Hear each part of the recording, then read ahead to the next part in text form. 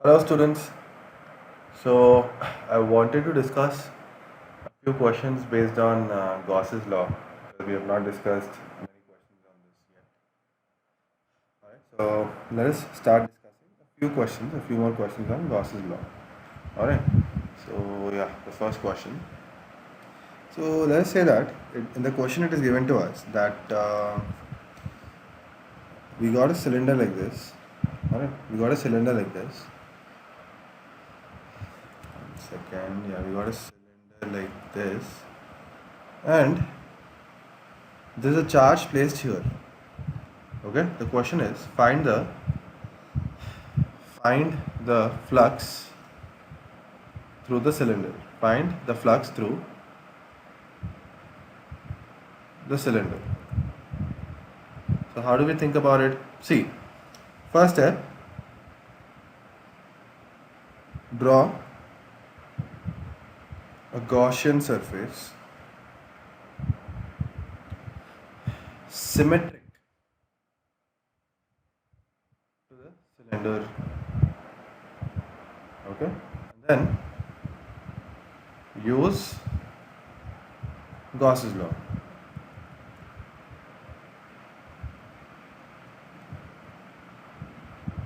Use Gauss's law. So let us start with the first step. Draw a Gaussian surface. How do we draw? So do we draw it like this, or how else we can draw like this? How do we draw the Gaussian surface? That is the first step that we have to understand properly. Now see, we don't know. So basically, what is flux? Number of lines passing through area, right? That is flux. So that we have to find. Find the flux through this cylinder. We have cylinder. That's the question, right? Now, why can't we do it directly? Why can't I say that, okay, I know the number of lines passing through this area? Like, here we have some lines. Then here also we have some lines. And we can just say the answer is q by epsilon naught. Is that correct? No, it is not correct. Why? Why it is not correct? See, the lines of force or the field lines that I drew just now, like these field lines, they are not uniform. I don't know how many lines are passing through this. See, if this charge is enclosed in a closed figure, we know that, no? For example, sphere charge is enclosed in a closed figure, which closed figure here, this is sphere. So yeah, so in this case I can directly say that flux is equal to q by epsilon naught. Why? Because this charge is inside the closed figure. But is this inside the closed figure? No, it is on the surface of a figure. That is a closed figure, but it is on the surface, it is not inside. So what I have to do is I have to make sure that this charge becomes a charge that is inside a closed figure. How can I do that? So what I'm going to do is going to draw an imaginary cylinder like this. Okay. Let me just make it look like it is exactly at the center. So that is the thing. I'm going to draw another cylinder like this blue color, such that this charge q is exactly at the center of the cylinder. Which cylinder? This total cylinder now. And now I can say that this charge q is enclosed inside this closed figure. This charge q is inside this closed figure. This blue color cylinder is what? It's a Gaussian surface. It's a Gaussian surface. Now we can use Gauss's law that flux is equal to charge inside the complete closed figure by epsilon naught. What is the charge? Q. Q by epsilon naught is the net flux. Q by epsilon naught is the net flux. Matlab, it is that flux that is passing through everywhere. Like this. Okay. But what do we want? We want the flux through the original cylinder. That is this dark blue, right? So I have drawn this light blue cylinder exactly symmetric to this dark blue. It is like a mirror image only, right? And I got a complete cylinder, big cylinder. Then through this other half, now through each half, how much flux will pass? Say through dark blue. We want only through dark blue. It will be how much? Half of the net flux. So total flux is q by epsilon naught. This will be q by 2 epsilon naught. Okay, let us do some more questions. Then you'll get a better grip on this topic. Suppose, say we got a plate like this. Not a plate, okay fine, a plate only. And at a distance of a by 2, I keep a charge. Okay, charge plus q. The side length of this square shaped plate is a. Now what is the flux passing through this plate or this surface? For this, I am going to draw a Gaussian surface. I am going to complete Gaussian surface. I am going to draw first, and then I am going to use flux is equal to charge inside that Gaussian surface divided by epsilon. How?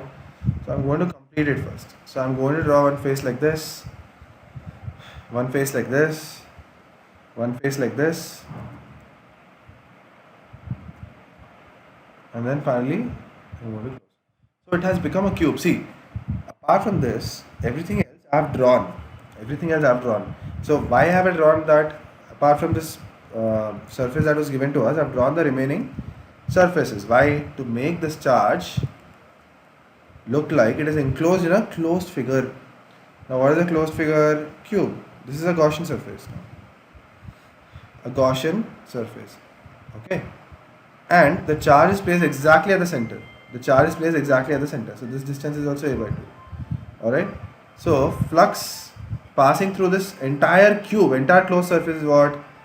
Charge inside the Gaussian surface by epsilon naught. So what is the charge inside? Q by epsilon naught. This is a net flux. But I want flux only through this plate. Right? This was a real question actually. Then through entire cube it is q by epsilon naught. There are 6 faces. How many faces? 6 faces. So through 6 faces the flux is q by epsilon naught. Then through one face it will be how much? Flux through one face will be how much? Q by 6 epsilon naught. It will be equal for all the faces.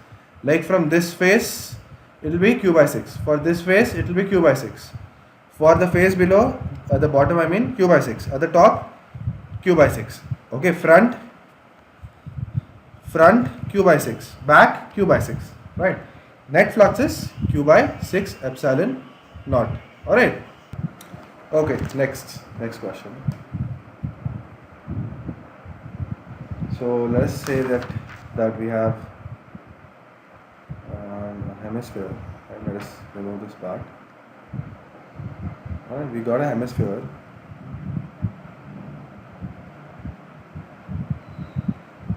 Alright, this is a hemisphere, right? Half of a sphere. There is a charge placed exactly at the center. So what is the net flux through the hemisphere? You have to find flux through the hemisphere. How much? Again, complete this figure. First, draw the other half of the sphere. Okay, draw other half of the sphere like this. So, 1 second. Alright.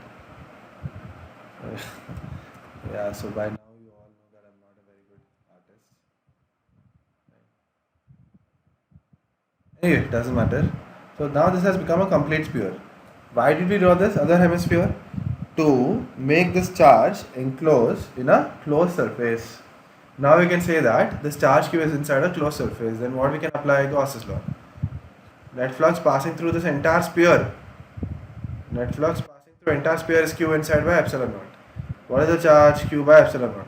So if it is q by epsilon naught for the entire sphere, then half of sphere, which is called as hemisphere, for half of sphere it will be how much? Q by 2, half. Q by 2 epsilon naught. Okay? Alright, fine. Next question. So let's keep solving some basic simple questions first. And then we'll start with some nice questions. Okay? So let me do one thing. So let us derive now. Let us derive electric field of an infinite long wire. Okay? Electric field. So using Gauss's law obviously. Due to an infinite wire. electric field due to an infinite wire or long wire simply. Okay. Now we already know the result, right? We already know that electric field due to this should be what? 2k lambda by A. Like suppose if there is a wire like this, infinitely long. Okay, it is going up to infinity at the top, at the bottom also, and from this wire, a distance of A which is a perpendicular distance. So let us say at point P, the electric field is going to be in this direction for positive charge, positively charged infinite wire. If it was negatively charged, the electric field would have been in the opposite direction. So for a positively charged infinitely long wire, the electric field is what? 2k lambda by A. This we already know. Alright.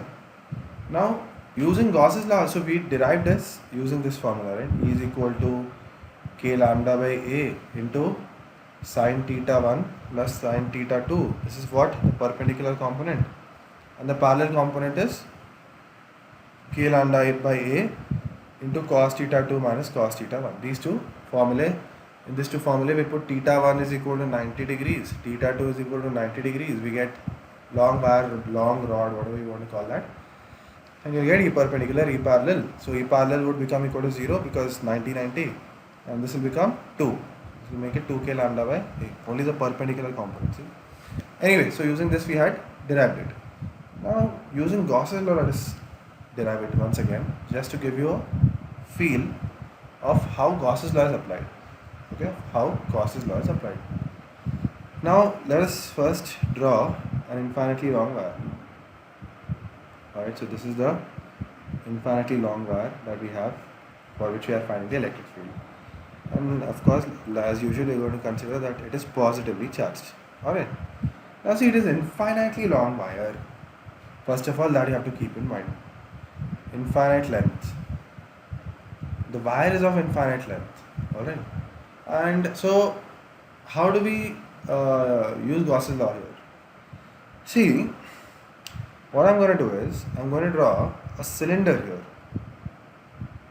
Okay, I'm going to draw a cylinder like this of some length L and radius R. Why? See, if you see the notes that I've given you yesterday, that one of the points, in one of the points it is mentioned that the electric field and the area vector should make 0 degrees with each other. So for a rod, if you look at the rod from the top, like if this is the rod and if you look at it from here, from the top, then how will the electric field be? So if this is a rod, okay, this is positively charged rod. If you look at this rod from here, okay, okay, I'm not drawing this eyes. Okay, this is the eyes, your eyes, my eyes, whatever. And we are looking at this rod from the top. Now I want to see the electric field. It is going to be everywhere in 360 degrees like this. 360, I mean, around this charge, like, you know, you see from the top, okay, yeah, this is positive charge, here, like this. Everywhere we are going to find the electric field for one charge, like this, for all the charges we are going to have, like, you know, this, let me draw this side, around the charge, the electric field lines are going to be like this. You're getting the point? Then, how about the area vector? So if you take a small area here, it is going to be outwards. The area vector is going to be outwards. Here, outwards. Here, outwards. This side, outwards. Everywhere outwards only. And what about electric field lines? They are also outwards. So basically, the electric field lines and the area vector, they both are going to be in the same direction. So theta is going to be 0 degrees. And that's why I'm taking a cylinder as my Gaussian surface. Once again, why am I taking this cylinder as a Gaussian surface here? Because if I take Gaussian surface as a cylinder, only then electric field lines and area vector would make 0 degrees. Suppose if I don't take a cylinder, here let us take a rod again, positively charged rod, of course infinite in length. If I don't take a cylinder, but let me take a sphere. If I take a sphere for this charge, okay, the field lines are going to be like this, here like this. For this charge, somewhere with red color I am drawing, it is definitely not going to be symmetric. That means, see, electric field is somewhere here in this direction, or say it is somewhere, I don't know, here in this direction. Area vector for this may be somewhere here, a little bit above this electric field line. So what am I trying to tell you? That theta between electric field and area vector will not be zero if you take a cylinder, or if I take a cube for that matter. Take a cube also if you want. If you take a cube, again the electric field lines won't be symmetric. See, all these things will come with practice. It will take some time. Okay, don't worry if you're not able to get 100% hold of this right now. With time, you'll understand this. Alright. But for now, just know that we take for a infinitely long wire, we take cylinder as our Gaussian surface. Why? Because the electric field lines and area vector of the cylinder makes 0 degrees with each other. Okay. Then what? Then flux is equal to flux passing through the cylinder is equal to closed integral E dot dA is equal to charge inside the Gaussian surface by epsilon naught. This is Gauss's law. We want to find what? Electric field. So basically we need these two things here. We need these two equations. Okay, fine. So let us keep this as it is. We'll use it in a while. E dot dA is equal to, what is the charge inside this rod? So this is the Gaussian surface. This is the Gaussian surface cylinder. So what is the charge inside this cylinder? Charge inside this is going to be, so if we see for lambda, for infinitely long wire, we cannot say the charge is, we can say, but generally we take, we term the charge in terms of lambda, linear charge density. So lambda into this much charge only, L, that is the charge inside. Lambda into L is the charge inside this cylinder divided by epsilon naught. Okay, now electric field, if you see, so look at the circle again. Okay, look at the circle. Say this is for this charge. Okay, the electric field is going to be like this in all the directions. See, it is in a plane, circular plane. Electric field is going to be in all the directions like this. Area vector is also going to be in the same direction. Let me draw that with the red color. Area vector is also going to be in the same direction. Right? Area vector is also going to be in the same direction. So 0 degrees, they are making with each other. Alright, so electric field, first of all, so let me just, for your clarity, let me just show you this side also.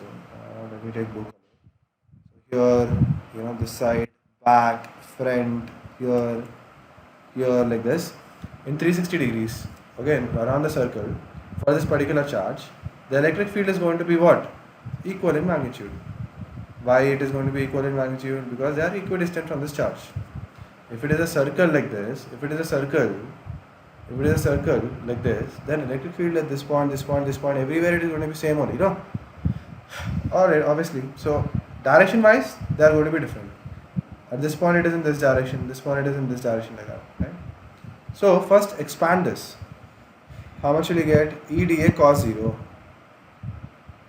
is equal to lambda L by epsilon naught. What is E? Let us not calculate, we want to find that only.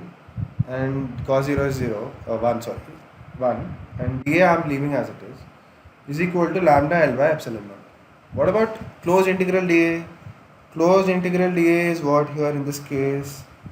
Area of the cylinder.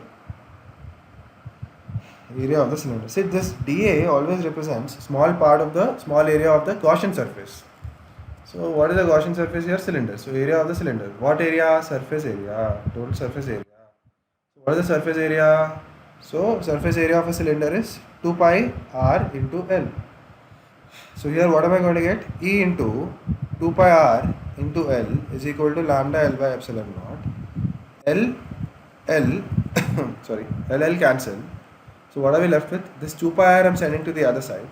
So what are we left with then? E is equal to lambda by 2 pi epsilon naught r. Okay, is this same as, where did I write? I didn't write that. Is it same as this answer? 2k lambda by A. A is what? Perpendicular distance. Let us see if it is same or not. Multiply and divide by 2. So 2 into 2. And 2 and 2. I am multiplying and dividing. So this becomes 2 lambda by 4 pi epsilon. 2 into 4 pi epsilon naught r. 1 by 4 pi epsilon naught is what? K. So k.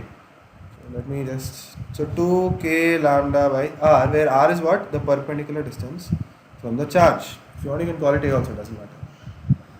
Are we getting the same answer? Yeah, we are getting the same answer. So I hope you have understood how to solve and how to use Gauss's law here. Anyhow, now moving on to the next question. So see, there are many applications which I'm going to show. I mean, we are going to derive all these things in the class, not right now, because I want to focus more on problem solving, and I want you to understand how we are using the Gauss's law here. Let us take one more case. This one is a little bit tricky, which you have to get a hold of properly. All right. So we got a cube here. We got a cube. All right. We got a cube like this.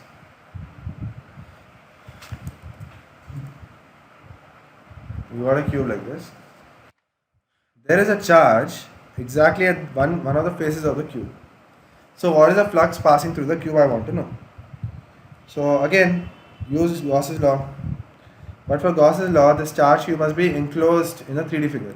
It is on the surface. So what are we going to do? We are going to draw one more cube such that this charge is going. This charge goes off inside the 3D figure. So this is the Gaussian surface that I have drawn.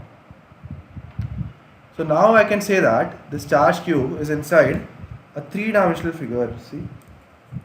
Alright, so for this, for the total, I mean for both the cubes together, what is the flux? So according to Gauss's law, flux is equal to charge enclosed by epsilon naught. So for this entire 3D figure, what is the charge enclosed? Q by epsilon naught. But through one cube we have to find. Through single cube, what is the flux we have to find? How do you find that? So for two cubes, that's our total 3D figure, right? For two cubes, it is Q by epsilon naught. For one cube, it will be half. Q by 2 epsilon naught. For one cube it will be this value. Alright. For one cube it will be this value. So remember this. Flux through a cube when charge Q is placed, at one of the faces of a cube. Then the answer is this. It's a defined answer always. It should be so this charge should be exactly at the center of the face of the cube, and then we draw another Gaussian surface, then we make it a closed figure, then we say for the entire closed figure it is Q by epsilon naught, then for a single figure, for a single cube closed, for a single cube it will be Q by 2 epsilon naught. That means from this side of the cube, how many lines are coming out? Q by 2 epsilon naught. From this side of the cube, how many lines will come out? Q by 2 epsilon naught. Like that. That is the meaning of this. Alright? Next question. So instead of taking the face of the cube, now let us consider one of the corners. Okay? One of the corners. Say that there is a charge here, or there is a charge here. Okay, so I'm just putting a red color dot here, otherwise the things are going to get very messy. So it is at one of the corners of a cube. So what is the flux passing through this cube, like this entire cube and all the 6 faces? See, one thing what you have to understand here is, even in the previous case, when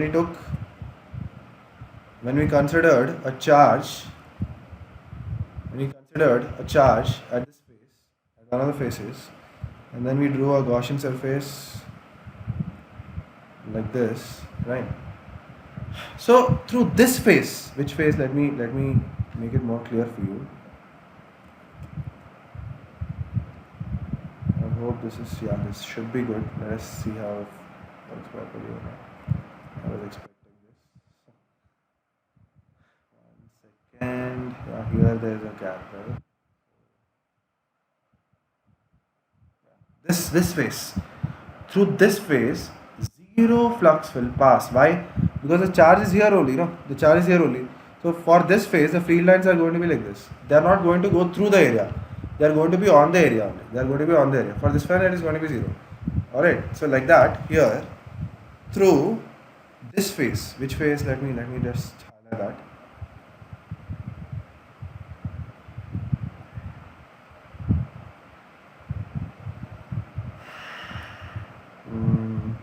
Hopefully it should work.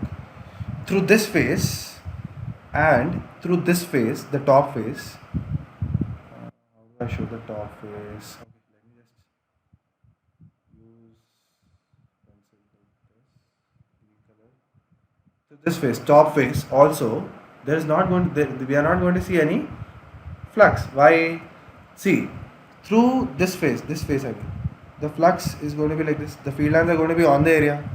Alright, like that. Through top face also, the field lines are going to be on the area only. It is not passing through the area. Remember. So, if the charge is placed at the corner, and of course the front face also, through the front face also, the flux is not going to pass through the area. It is just going to be on the area. So, front face, top face, and this face. The flux due to this charge is going to be 0. Alright, then how do we calculate? See, is this a closed figure first of all? No. So can we use Gauss's law directly? We can't use. Then what are we going to do? Then we are going to make it a closed figure. How? We are going to draw a cube like this.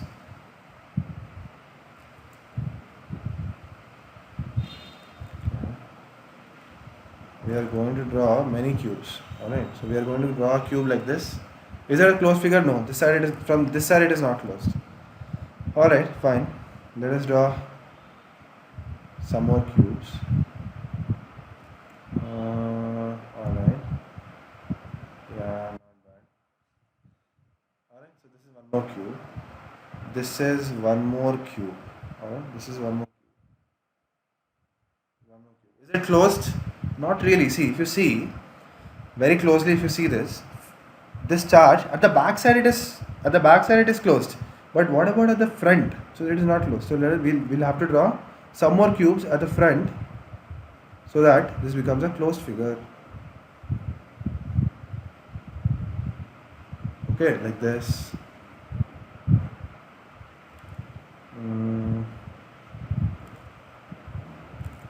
Like this. Alright. And two more to go. Hopefully we'll be able to draw them also properly. Like this. You're getting the point. Alright, so how many cubes we have? We have, let me draw it with blue color. We have 1, 2, 3, 4 at the front, and 1, 2, 3, 4, 4 at the back. 8 cubes. When there is a charge, when we draw a charge, let me just draw it once again. When we take a charge at the corner, one of the corners of the cube, then to make it a closed figure, to enclose it inside the closed figure, how many cubes you have to draw? 8 cubes you have to draw. Alright. Now, flux through all the 8 cubes together will be what? Using Gauss's law, flux is Q inside by epsilon naught. So it is going to be charge Q by epsilon naught, because charge Q we have enclosed in all the 8 cubes together. So net flux is going to be that. Through one cube, how many? Is it going to be cubi? So in every cube there we are going to have 6 faces. So in one cube we are going to have 6 faces. There are 8 cubes. So 8 cubes, how many? 6 into 8, 48 faces. So will the flux pass through all the 48? No, it won't. See, I showed you in the beginning itself that if you draw a cube like this, right? And if I take a charge at the corner of the cube, then through the top face, side face and the front face, the flux will be 0. Why? Because they are not passing through the area, but they are on the surface. They are not passing through the area, they are just on the surface, like this question. Like, we in the first class of flux, I gave you this question that there is a charge plus Q. And here the flux is going to be 0 because the flux lines are on the area. So like that, for every cube, 3